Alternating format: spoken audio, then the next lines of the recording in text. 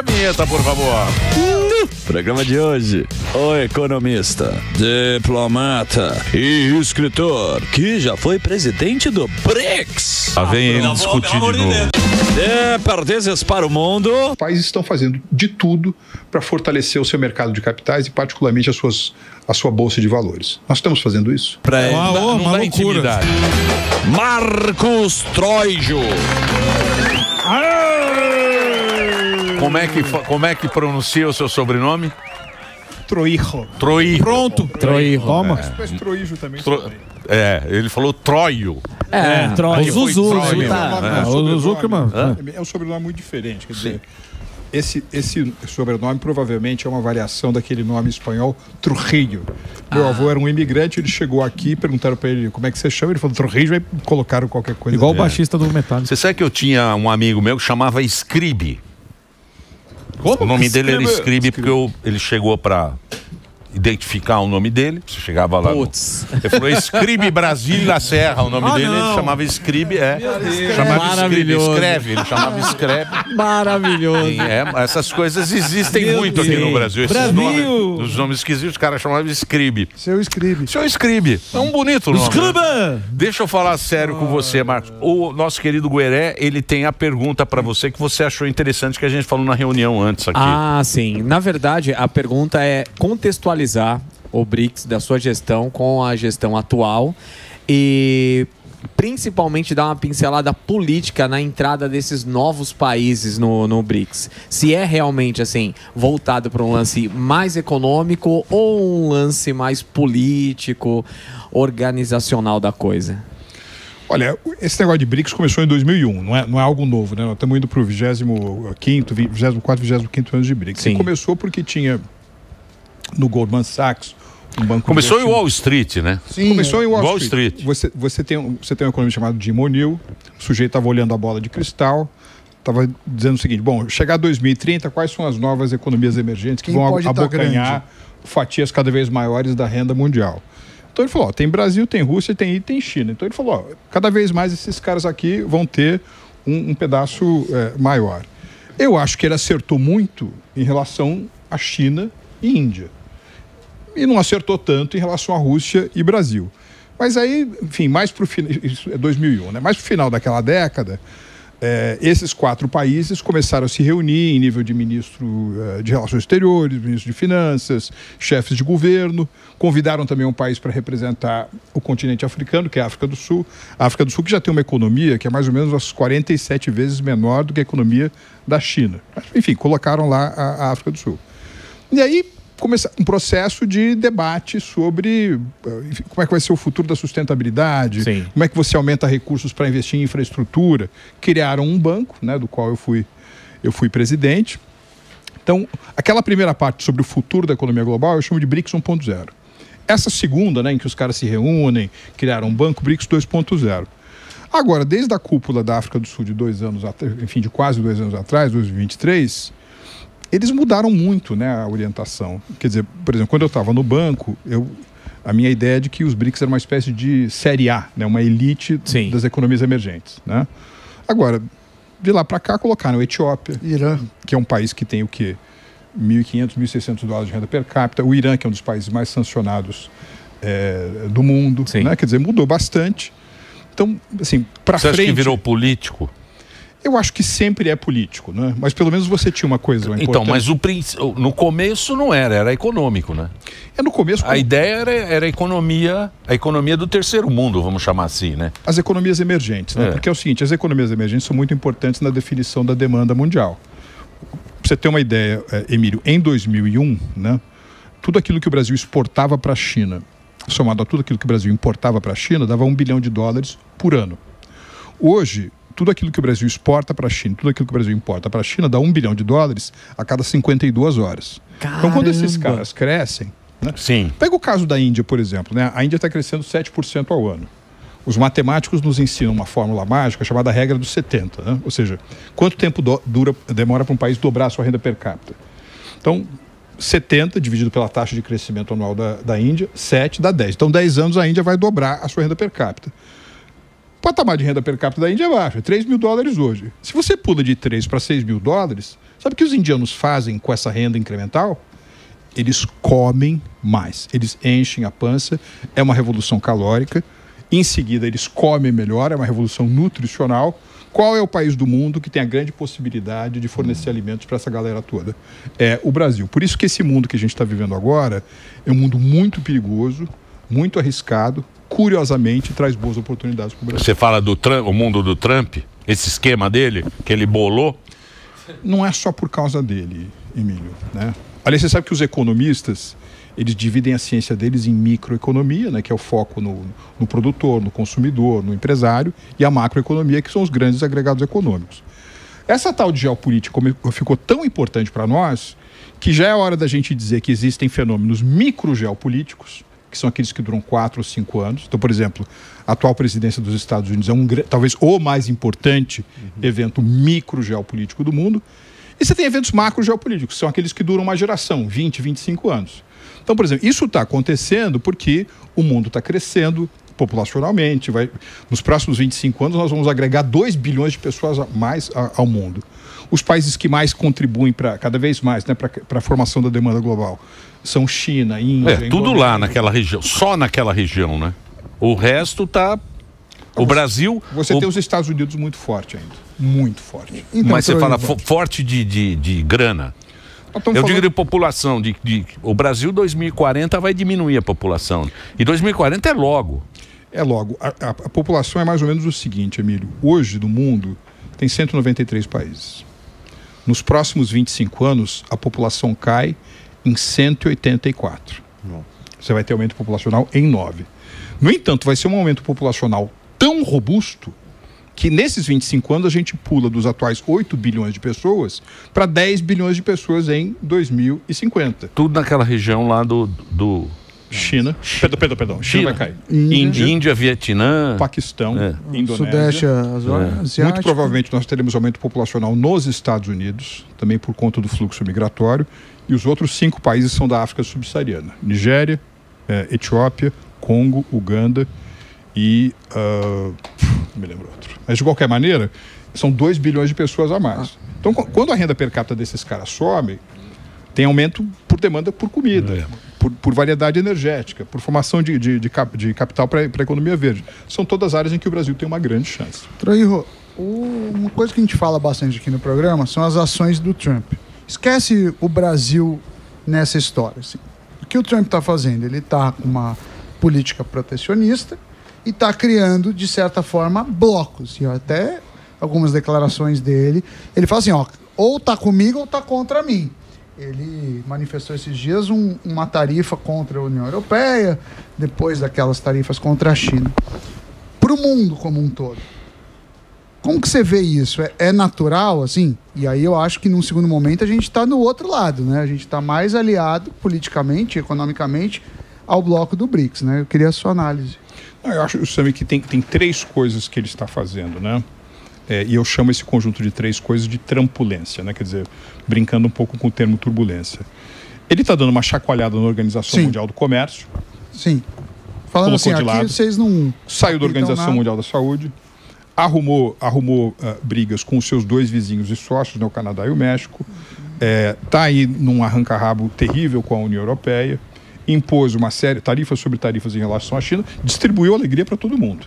Aliás, naquele 2 de abril, quando ele implementa a tal política de comércio justo e recíproco, até para países como Bangladesh, que é um país ainda muito pobre, tem lá 10%. Tarifas terríveis, né? O Brasil é um dos que foi alocado o menor patamar de tarifa. 10%.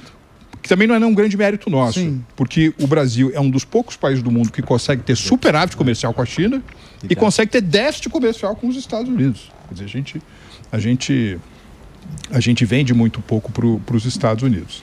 Agora, ele está fazendo uma reforma de corte de impostos, desburocratização, simplificação de empresas, que é importante, que é interessante. O Bernard Arnault, por exemplo, que é o homem mais rico da Europa, voltou dos Estados Unidos depois da posse fascinado com essa dinâmica de simplificação da vida do empreendedor. Agora, em termos de política comercial e política industrial, ele está super protecionista e eu acho que vai machucar os Estados Unidos, mais do que fazer bem. Porque, veja, vamos supor que você seja uma empresa como a Nike, tá? Você estava falando dos anos 80, né? Eu estava assistindo antes, você comentando que a gente sonhava que tinha um mundo melhor. Você lembra disso, né? Pô, a gente acreditava que a ONU ia ser um grande negócio, tudo isso ficou mais distante.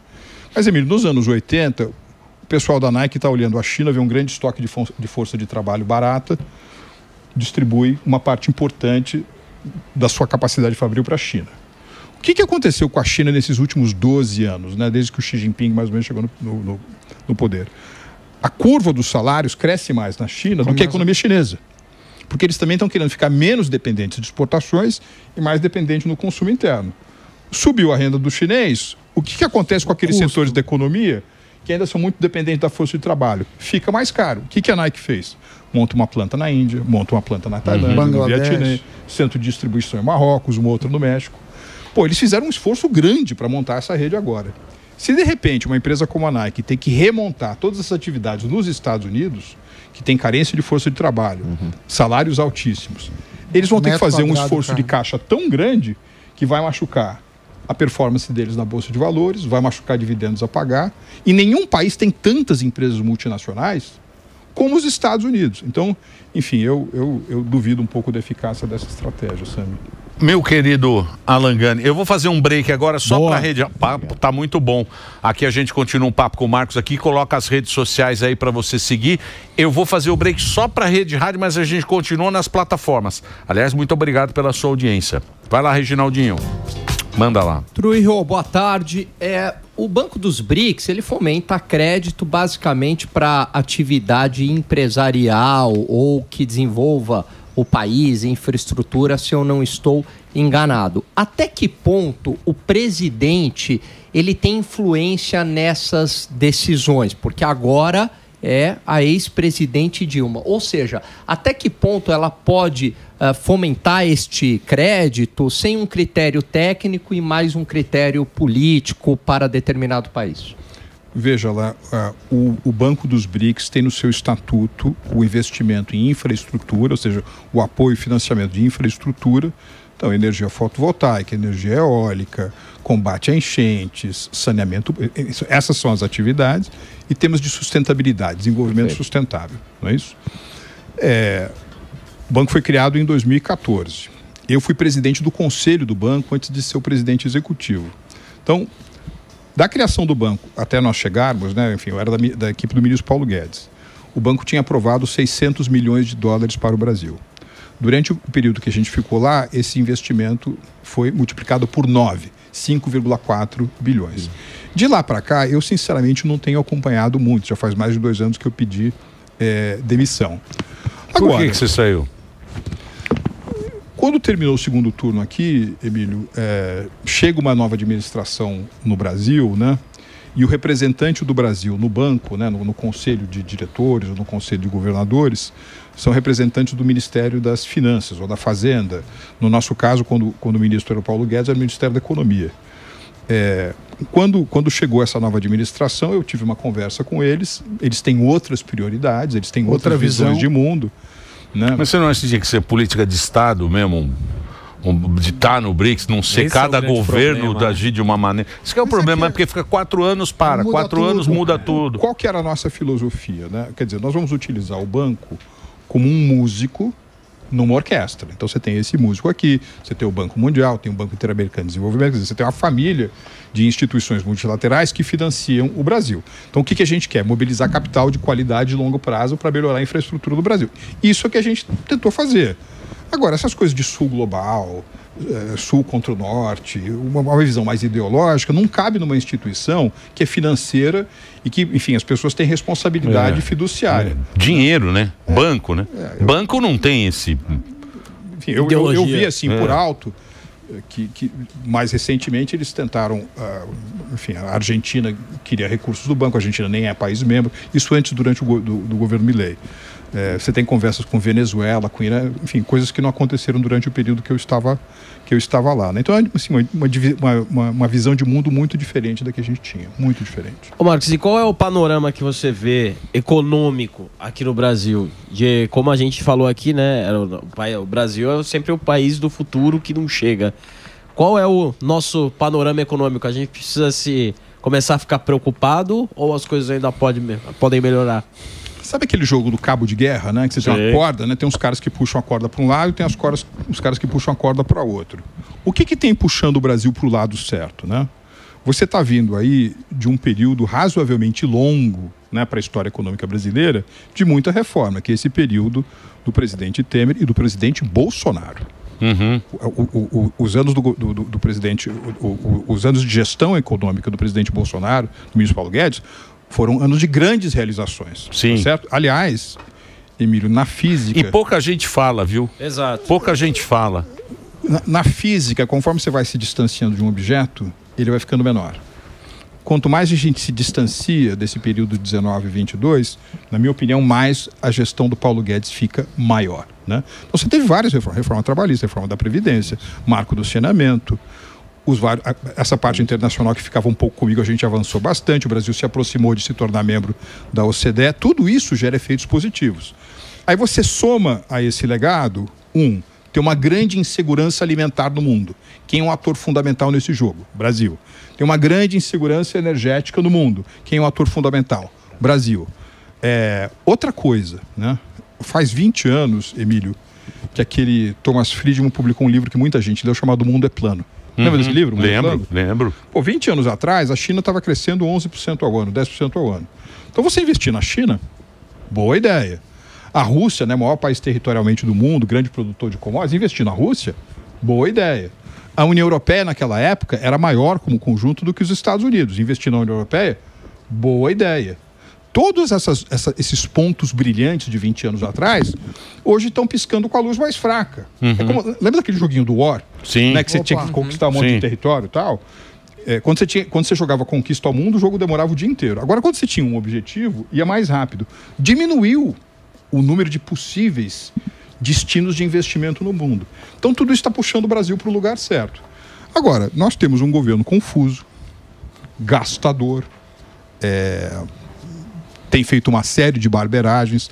A semana passada foi particularmente recheada delas, né? Por isso que eu acho que tem essa imagem do cabo de guerra, né? Algumas coisas indo muito bem. Então, mas você não acha que aí é o gabinete? Porque o Lula sempre colocou peças no gabinete dele, pensando politicamente. Sim. Então, vou colocar esse ministro aqui para ele ser candidato a Senado, esse vai ser governador ali. Ele sempre fez governo assim. Ele era o técnico do time. Com o Bolsonaro, a gente aprendeu a ter um Paulo Guedes, tem os caras que eram do ramo. Então, quando você ia entrevistar um ministro, ele entendia do negócio. Ele não era político. Você não acha que foi isso também que... A gente percebe isso muito no exterior, Emílio, porque você vai, enfim, não só nas praças tradicionais, né, Londres, Nova York, etc., mesmo na Ásia, você tinha alguém que entendia da gramática, da fluência dos investimentos no Brasil. E essa é uma das razões pelas quais o Brasil, nos 2 últimos anos do presidente Bolsonaro, se tornou o 3º maior destino de investimento estrangeiro direto no mundo. E muitas das decisões de investimentos foram tomadas naquela época e elas vão acontecendo de forma seriada, então o negócio ainda está pingando hoje, gera um efeito positivo na economia. Eu acho que você tem toda a razão. O nível geral de meritocracia em estatais, na escolha de membros do gabinete, caiu, né, de 31 de dezembro de 2022 para cá. Claro, quer dizer, você vê o Paulo Guedes e você vê hoje outros ministros da pasta econômica, nós tivemos um declive, né? Mas você tem no Banco Central, por exemplo, eu não chamo de independência, mas um caminho para a independência, tentando aí isolar a instituição do momento político. Da mesma forma, a gente podia imaginar isso no BRICS, porque o trabalho tem uma parte técnica, que é você avaliar o que é melhor para o país, independentemente do partido A ou B do governo. Você acredita que se fosse prazos mais longos para o presidente ou ter essa blindagem seria melhor para o país, assim, não coincidente com o prazo da eleição presidencial? Aí, Sami, aí é o seguinte, depende muito do teu ponto de partida, né? Por exemplo, você pode ver um banco de desenvolvimento e pensa, bom, para que ele serve? Ele serve para mobilizar capital de longo prazo para eu combater a falta de saneamento nas grandes cidades, né? Ou então aumentar a malha ferroviária, né? O transporte, a mobilidade sustentável. Ele pode servir para essas coisas.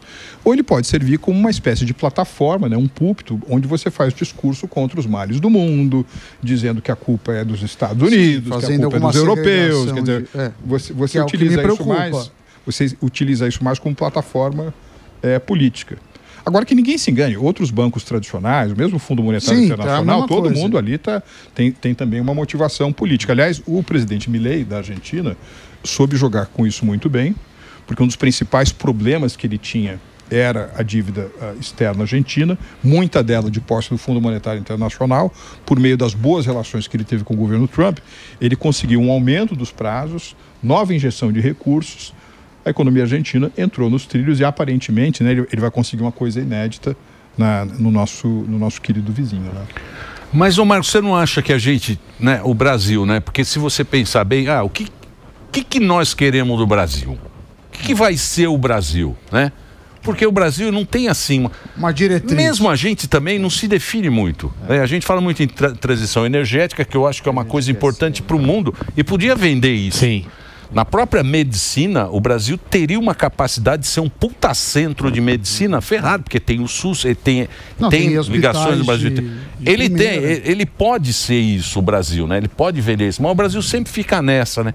Não sabe o que, ele não sabe o que. A gente também, eu sei, mas a gente fica no quase sempre. A gente também não sabe o que a gente quer. O que a gente quer do Brasil, né? Vou fazer uma proposta, uma coisa que a gente queira.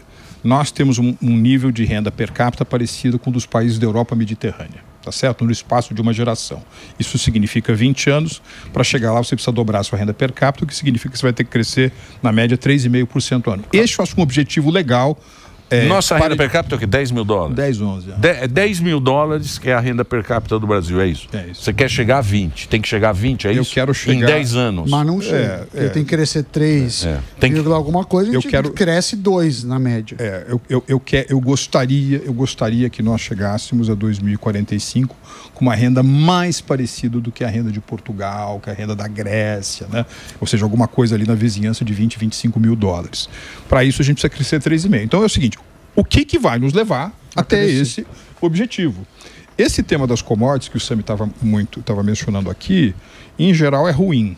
Curiosamente, nós estamos vivendo um momento hoje em que você vai poder formar grandes excedentes por conta das vendas, né, a esses países emergentes, Índia, Indonésia, Vietnã, China também, e utilizar esses recursos para fazer agregação de valor em diferentes setores da economia.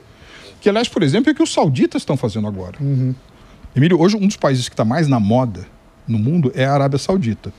Por quê? Por causa do petróleo? Bom, eles têm petróleo há décadas e décadas, mas é o que eles estão fazendo com o petróleo, ou seja, utilizando aqueles lugares onde eles têm grandes vantagens comparativas para os investimentos em robótica, em química fina, em novos materiais, em inteligência artificial. Aliás, o bicho para chupar energia. Você viu? Criptomoedas e inteligência artificial é um bebedor de energia maluco. Tá preocupado. Eu brigo com o Sami porque a inteligência artificial que ele vem, ele fica fazendo boneco. Ele gasta energia para fazer palhaçada. Põe a estátua é uma Itaipu por dia. Não. O Google gastou 25 bilhões de litros d'água por ano para fazer essas brincadeirinhas que eles querem fazer. Qual é o país que tem as maiores reservas de água do mundo? O Brasil. Maior incidência de potencialidade de ter esses grandes data centers rodando com energia renovável. É o Brasil. Nós temos um pé nesse jogo também, se a gente quiser. O que nós estamos fazendo sobre isso? Nada. A gente sempre faz, nada. Isso que é duro, né? Mas a gente tem uma chance grande. Mas qual é a chance? Qual que é o problema? Qual que é o grande entrave do Brasil? Se fosse atacar um problema, o que o senhor escolheria pro erro? Então, vamos lá, Alan. Onde é que teve milagre econômico nos últimos 70 anos? Na Alemanha e no Japão, depois da Segunda Guerra Mundial. Você teve um milagre econômico na China de 78 para cá, em Singapura dos anos 70 para cá, Coreia do Sul dos anos 70 para cá, Israel de 85 para cá, Espanha de 82 para cá. O Chile, em alguma medida, teve um milagre econômico, embora hoje o Uruguai tenha ultrapassado o Chile. O Chile está meio ruim no Chile, né? O Chile está zoado. Uma série de governos. Mas eles retrocederam em várias reformas. A reforma da Previdência do Chile foi excelente. Mas aí começou a Mas dar é país problemas. pequeno também, né? Tem o quê? 7 milhões? Quanto tem o Não, acho Chile? que tem mais. Não. O Chile tem... A Argentina tem 3, pô. É o tamanho de Curitiba. O Chile não. Porra, Curitiba é maior que o Uruguai. Curitiba. Não é? O que esses caras... Uruguai, Argentina tem bastante. Não. Uruguai tem 3,5. Uruguai é 3,5. Uruguai é O tamanho de Curitiba. 20 milhões, Chile. Chile, 20 milhões. O que esses caras que se deram bem, que mudaram de andar, mudaram de patamar nesses últimos 70 anos, fizeram? Cresceram por conta do comércio exterior. Lembra daquela coisa, é o crescimento que leva a exportações ou são as exportações que levam ao crescimento? Aqueles países que apostaram das exportações que levam ao crescimento, que são todos esses que eu mencionei, se deram melhor. Você exporta o quê? Aquilo onde você tem vantagem comparativa. Você simplesmente reinveste no negócio ou você poliniza, você vai multiplicando os seus investimentos para outros setores para agregar tecnologia e valor. Você faz isso. Tem outra coisa muito importante, chamada o seguinte: apesar de você, às vezes, ter forças de direita ou de esquerda no poder, tem um negócio chamado boa governança, que é uma coisa que atravessa, né, diferentes modelos. Como, em alguns casos isso se fez em regime democrático, nos países que eu mencionei agora, outros num regime de oxigênio super rarefeito, super fechado, mas foram países bem administrados. Agora, você diria que o Brasil é um país bem administrado? Não. Não dá. Agora, alguns dos gestores do Brasil se contrataria para ser gestor da sua empresa ou trabalhar no setor privado. Então, quando essa pergunta falha, me parece que você tem um problema grave de gestão. É o nosso caso.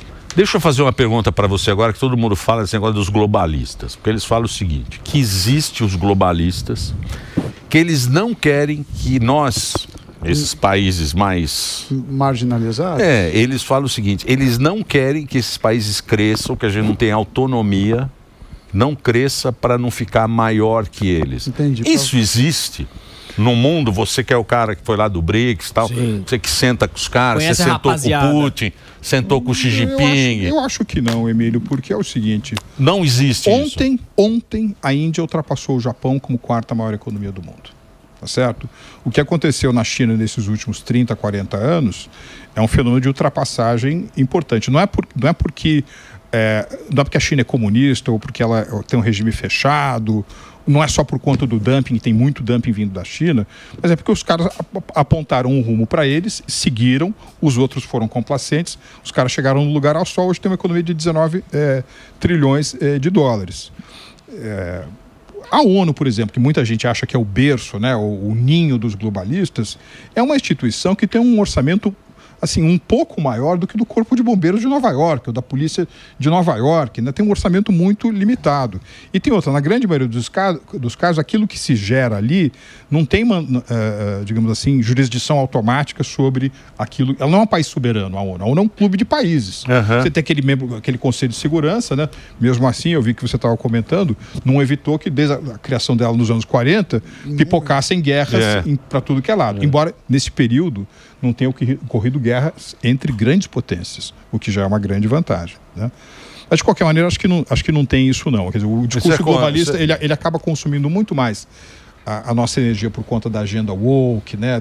Enfim, de nos colocar falsas prioridades, do que ser uma força efetiva, né? Para limitar o desenvolvimento desse... No mundo real não existe isso, é só na... Como o mundo real tem também o mundo das ideias e dos valores, existe. Agora, eu diria que não é um obstáculo intransponível para o desenvolvimento e para a emergência de quem quer que seja. Muito bem. Que aula, hein? Que aula, hein, professor? Você pode fazer a última pergunta. A última pergunta. Até que ponto é possível utilizar o Banco dos BRICS para driblar o Banco Central aqui no Brasil com juros artificialmente baixos? Que a gente percebe isso no BNDES e outros bancos estatais. Alan, se você pegar o Banco Mundial, mais o Banco Europeu de Desenvolvimento, mais o Banco Asiático, você pega todos esses bancos intergovernamentais, dá 5% das necessidades de investimento em infraestrutura no chamado mundo em desenvolvimento. Então, eles são atores pequenos no mundo das grandes carteiras dos bancos de investimentos, no mundo dos fundos soberanos, tá certo? não vou dizer que não são atores importantes, porque eles acabam, às vezes, entrando numa ou noutra falha de mercado, eles geram um efeito multiplicador, mas, digamos assim, o Brasil não resolverá nenhum grande problema de financiamento que ele tem, se valendo apenas dessas fontes. Perfeito. Muito bem. Marcos, obrigado por você ter vindo. É um prazer. Baita aula. É um prazer. Foi uma aula aqui. Obrigado. Deu uma aula. Se você me permitir, vou passar a rede social do Marcos aí, se puder passar aqui para nossa audiência poder acompanhar. Tá aí, ó, para vocês. O LinkedIn. O LinkedIn. O cara é sério. O cara é sério, né? Não tem Instagram. Não faz dancinha no TikTok, que nem o Alan Gani. Pô, precisa fazer umas dancinhas no TikTok, pô. Negócio aqui que tá. Que é isso? Marcos. É o LinkedIn, tá aí, ó. Marcos Troirro, TROYJO. Obrigado. Ó, desinformação ali, ó.